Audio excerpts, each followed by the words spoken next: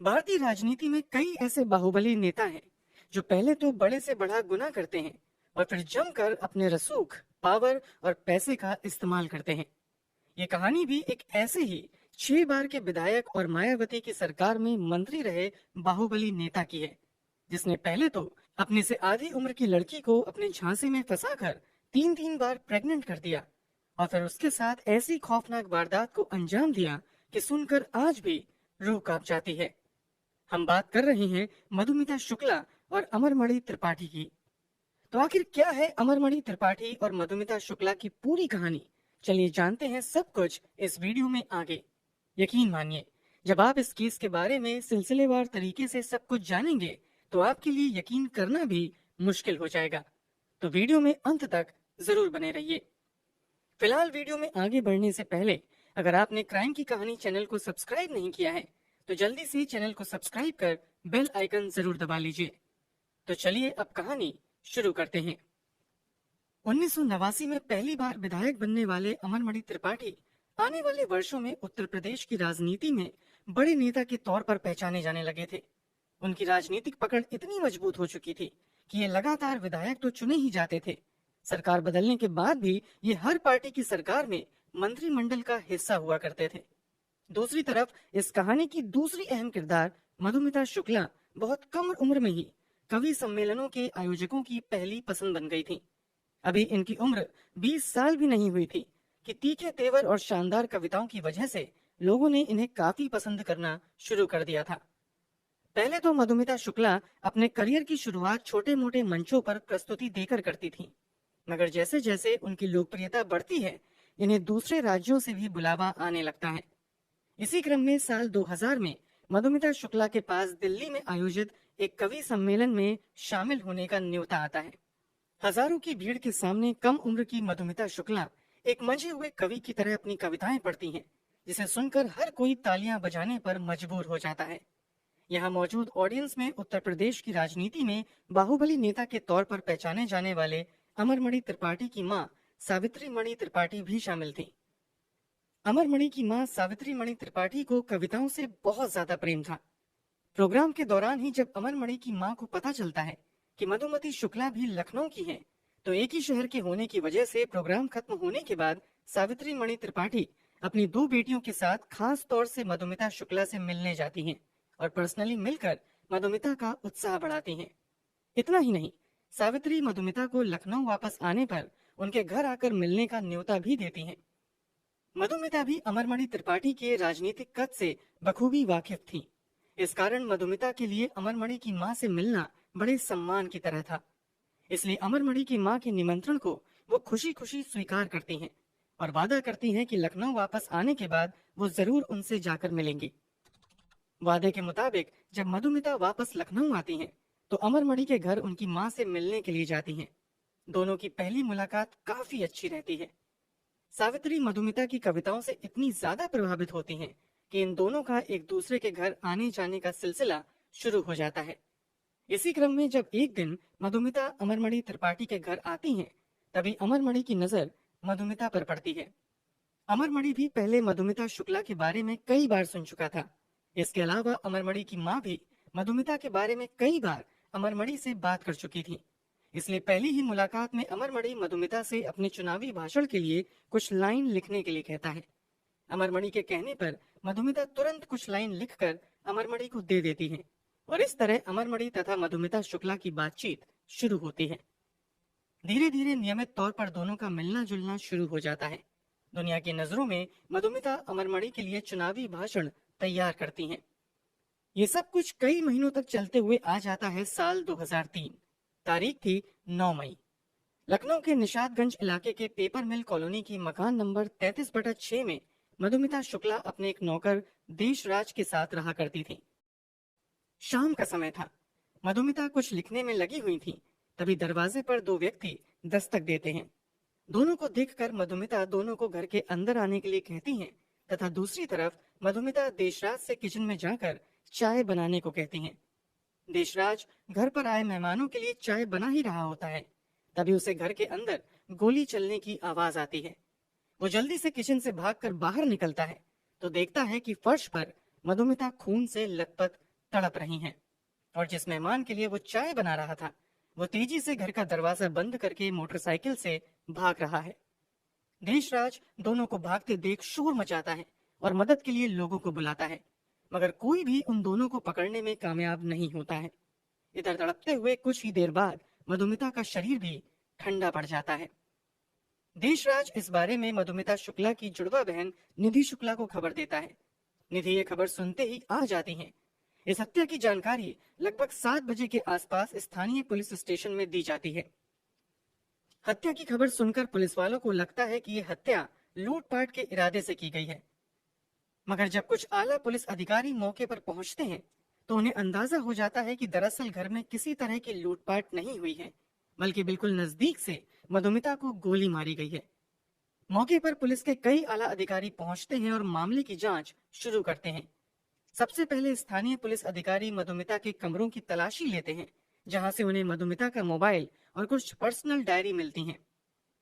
घर से कुछ सबूत और सामान जब्त करके उन्हें जांच के लिए आगे भेज दिया जाता है, जबकि मधुमिता के शव को अगले दिन पोस्टमार्टम के लिए भेज दिया जाता है। खबर आती है कि जिस अस्पताल में मधुमिता का पोस्टमार्टम होता है वहां खुद अमरमणि त्रिपाठी अपने सहयोगियों के साथ आते हैं और पोस्टमार्टम पूरा होने तक वहीं पर खड़े रहते हैं। अमरमणि के ऐसा करने के पीछे की वजह तब ये बताई जाती है कि निजी तौर पर मधुमिता को अमरमणि की मां पसंद करती थी। इसके अलावा मधुमिता खुद भी अमरमणि के लिए काम किया करती थी, इसलिए अमरमणि परिवार की हिम्मत बढ़ाने के लिए पोस्टमार्टम रूम तक आते हैं। पोस्टमार्टम करवाने के बाद अमरमणि त्रिपाठी अपनी ही निगरानी में मधुमिता शुक्ला के शव को मधुमिता के पैतृक आवास लखीमपुर खीरी के लिए रवाना कर देते हैं। लखनऊ से मधुमिता शुक्ला का घर लगभग 140 किलोमीटर था। इसमें से लगभग 110 किलोमीटर का सफर सभी लोग पूरा कर चुके थे। गांव में अंतिम संस्कार की तैयारी भी पूरी हो चुकी थी। तभी लखनऊ के तत्कालीन एसएसपी अनिल अग्रवाल को गुप्त जानकारी मिलती है कि वो तत्काल ही पुलिस की एक टीम भेजकर किसी भी कीमत पर मधुमिता शुक्ला के शव को वापस लखनऊ लाने का आदेश दें। दरअसल जब मधुमिता शुक्ला की डायरी और मोबाइल की जांच की जाती है तो शुरुआती जांच में ही पता चलता है कि मधुमिता ने अपनी डायरी में अपने गर्भवती होने के बारे में लिखा था। इसके अलावा इस डायरी से ये भी पता चलता है कि मधुमिता और अमरमणि त्रिपाठी पिछले कई वर्षों से लगातार रिलेशनशिप में थे। डायरी में ये भी दावा था कि इन दिनों मधुमिता शुक्ला गर्भवती थी। एसएसपी अनिल अग्रवाल तुरंत इन दावों के बारे में मधुमिता शुक्ला की बहन निधि शुक्ला से बात करते हैं। निधि ये बात कंफर्म करती है कि अमरमणि त्रिपाठी और उसकी बहन मधुमिता शुक्ला काफी समय से एक दूसरे के साथ रिश्ते में थे और ये तीसरी बार है जब मधुमिता प्रेग्नेंट हुई हैं। इससे पहले 2 बार मधुमिता का अबॉर्शन करवा दिया गया था। इसका भी जिक्र मधुमिता की डायरी में मिलता है। पुलिस अधिकारी को ये बात समझ आने लगती है कि अमरमणि त्रिपाठी मधुमिता के अंतिम संस्कार में जल्दबाजी मधुमिता की हमदर्दी में नहीं बल्कि अपना गुनाह छिपाने के लिए कर रहा है। इसलिए वो जल्द से जल्द किसी भी कीमत पर मधुमिता का शव वापस लखनऊ लाने के लिए कहते हैं, ताकि इस बात को कंफर्म किया जा सके कि मधुमिता वास्तव में प्रेग्नेंट है या नहीं, और अगर प्रेग्नेंट है तो उस बच्चे का पिता कौन है। अनिल अग्रवाल के आदेश पर फिर से वापस 110 किलोमीटर का सफर तय करने के बाद मधुमिता के शव को बेहद ही गुपचुप तरीके से वापस लखनऊ लाया जाता है तथा शुरुआती जांच में ये कंफर्म हो जाता है कि मधुमिता 7 महीने की प्रेग्नेंट है, जबकि पोस्टमार्टम रिपोर्ट में इस बात का कहीं भी जिक्र नहीं किया गया था, क्योंकि पोस्टमार्टम रूम में मौजूद अमरमणि त्रिपाठी ने दबाव डालकर शुरुआत में ही इस तथ्य को छुपा दिया था। अब एसएसपी अनिल अग्रवाल अपनी निगरानी में मधुमिता के गर्भ में पल रहे भ्रूण का डीएनए सैंपल कलेक्ट करवाते हैं, ताकि इस बात का पता लगाया जा सके कि इस बच्चे का पिता कौन है। जैसा कि मधुमिता शुक्ला की डायरी में अमरमणि त्रिपाठी का जिक्र बच्चों के पिता के तौर पर था, इसलिए पूरी कागजी कार्यवाही पूरी करने के बाद अमरमणि त्रिपाठी का भी डीएनए सैंपल लिया जाता है। कुछ दिनों बाद जब डीएनए सैंपल का रिजल्ट आता है तो पता चलता है कि वास्तव में मधुमिता शुक्ला के गर्भ में पल रहे बच्चे का पिता कोई और नहीं बल्कि अमरमणि त्रिपाठी हैं। इन सब के अलावा शुरुआत में ही मधुमिता शुक्ला की बहन निधि शुक्ला भी पुलिस के सामने बयान देते हुए अमरमणि त्रिपाठी पर ही अपनी बहन की हत्या का आरोप लगाते हुए एफआईआर दर्ज करने की मांग करती हैं। निधि के मुताबिक अमरमणि ने मधुमिता से शादी का वादा करते हुए शारीरिक संबंध बनाए थे। पहले 2 बार जब मधुमिता प्रेग्नेंट हुई थी तो किसी तरह अमरमणि ने अबॉर्शन करवा दिया था, मगर तीसरी बार मधुमिता अबॉर्शन करने से मना कर देती हैं। इस कारण अपना गुनाह छिपाने के लिए अमरमणि त्रिपाठी मधुमिता की हत्या करवा देते हैं। निधि शुक्ला के इस बयान के बावजूद शुरुआती दौर में अमरमणि त्रिपाठी या अमरमणि के परिवार को किसी को भी आरोपी नहीं बनाया जाता है और न ही किसी का नाम एफआईआर में दर्ज किया जाता है। मगर जब डीएनए रिपोर्ट आ जाती है तो इस मामले को क्राइम ब्रांच लखनऊ को भेज दिया जाता है। लखनऊ क्राइम ब्रांच के तत्कालीन एसपी राजेश पांडे इस केस की पूरी ईमानदारी से जांच करना शुरू कर देते हैं। इसका नतीजा ये होता है कि तत्काल ही उनका ट्रांसफर कर दिया जाता है। उस समय उत्तर प्रदेश की मुख्यमंत्री मायावती थी और अमरमणि त्रिपाठी तब मायावती की सरकार में मंत्री भी हुआ करते थे। मायावती पर आरोप लगने लगते हैं कि वो अमरमणि त्रिपाठी को बचाने के लिए ही अधिकारियों का ट्रांसफर करवा रही हैं। इसके अलावा लगातार सीबीआई से इस मामले की जांच की भी मांग होती रहती है, मगर मायावती इस मामले को सीबीआई तक नहीं भेजती हैं। हालांकि जब दबाव बहुत ज्यादा बढ़ता है तब इस मामले की जांच सीआईडी को दे दी जाती है। मामला हाथ में लेने के बाद सीआईडी के अधिकारी इस मामले की जांच शुरू करते हैं, मगर यहाँ भी कुछ अजीब घटनाएं देखने को मिलती हैं। दरअसल जब सीआईडी के 2 अधिकारी पूरी मेहनत से इस केस की जांच करने लगते हैं तथा एक दिन अमरमणि त्रिपाठी के घर उससे पूछताछ करने पहुंच जाते हैं तो उन दोनों अधिकारियों को ही मायावती की सरकार द्वारा सस्पेंड कर दिया जाता है। अब खुले तौर पर मायावती पर अमरमणि त्रिपाठी को बचाने का आरोप लगने लगता है। हालांकि जब हंगामा ज्यादा बढ़ता है तो मायावती अमरमणि त्रिपाठी को मंत्रिमंडल से तो निकाल देती हैं, मगर उनके खिलाफ जांच में किसी तरह की तेजी नहीं देखी जाती है। इसी बीच बहन को न्याय दिलाने की लड़ाई लड़ रही निधि शुक्ला मामले के बारे में तत्कालीन प्रधानमंत्री अटल बिहारी वाजपेयी से बात करती हैं तथा उनसे इस मामले की जांच सीबीआई से करवाने की सिफारिश करती हैं। कथित तौर पर पीएमओ से दबाव आने के बाद मायावती इस मामले की जांच सीबीआई से करवाने को तैयार हो जाती हैं। 17 मई 2003 को आखिरकार इस मामले को सीबीआई के हवाले कर दिया जाता है। अब जो जांच में खुलासा होता है वो हैरान करने वाला होता है। दरअसल इस हत्या में केवल अमरमणि त्रिपाठी का ही रोल नहीं था, बल्कि पूरी साजिश के तहत इस हत्या को अंजाम दिया गया था। सीबीआई की जांच में सामने आता है कि पहले तो अमरमणि त्रिपाठी और मधुमिता शुक्ला की मुलाकात यूं ही होती है, मगर धीरे धीरे दोनों एक दूसरे के करीब आ जाते हैं और शादीशुदा और बच्चों का पिता होते हुए भी अमरमणि त्रिपाठी अपने से आधी उम्र की लड़की मधुमिता शुक्ला से शादी का वादा करके शारीरिक संबंध बनाता है। पहले 2 बार मधुमिता जब प्रेग्नेंट होती हैं, तो अमरमणि के कहने पर वो अबॉर्शन करवा लेती हैं, मगर तीसरी बार वो अबॉर्शन करवाने से इनकार करती हैं तथा अमरमणि पर शादी करने का दबाव बनाने लगती हैं। इधर इस बात की भनक अमरमणि की पत्नी मधुमणि त्रिपाठी को भी लग जाती है कि अमरमणि का चक्कर मधुमिता शुक्ला के साथ चल रहा है। इस बात को लेकर मधुमणि त्रिपाठी तथा अमरमणि त्रिपाठी के बीच काफी लड़ाइयां होती हैं, मगर अमरमणि अपनी पत्नी के इन आरोपों को नकारते हुए कहता है कि जैसा तुम समझ रही हो वैसा कुछ नहीं है। फिर भी मधुमणि को यकीन नहीं होता है और वो अपने करीबी रिश्तेदार भतीजे रोहित चतुर्वेदी से अमरमणि पर नजर रखने को कहती हैं। हमेशा की तरह जब एक दिन अमरमणि मधुमिता शुक्ला के घर मिलने के लिए जाता है तो रोहित इस बात की जानकारी मधुमणि को दे देता है। मौके पर पहुंचकर मधुमणि रंगे हाथ अमरमणि को पकड़ लेती है। कथित तौर पर रंगे हाथ पकड़े जाने के बाद सारी सच्चाई अमरमणि अपनी पत्नी को बता देता है। यहाँ पर मधुमणि कहती हैं कि अगर मधुमिता शुक्ला को रास्ते से हटा दिया जाए तो पूरी समस्या ही खत्म हो जाएगी। इसी के बाद मधुमिता के कत्ल को प्लान करने के लिए अमरमणि की पत्नी मधुमणि त्रिपाठी मार्च 2003 में रोहित से मिलती हैं। रोहित मधुमिता को खत्म करने का काम संतोष राय नाम के एक व्यक्ति को देता है। इस सिलसिले में संतोष राय, रोहित चतुर्वेदी और मधुमणि की मुलाकात भी होती है। इस मीटिंग में मधुमणि कहती हैं कि इस काम में जितना पैसा लगेगा वो देने को तैयार है, बस ये काम पूरी सफाई के साथ हो जाना चाहिए। इसी के बाद पूरी प्लानिंग के बाद फाइनली 9 मई 2003 को संतोष राय अपने एक और साथी प्रकाश पांडे के साथ मधुमिता के घर जाता है और पहले थोड़ी देर बात करने के बाद सीधे मधुमिता को गोली मारकर वहां से भाग जाता है। इस पूरे खुलासे के बाद 23 सितंबर 2003 को अमरमणि त्रिपाठी को गिरफ्तार कर लिया जाता है।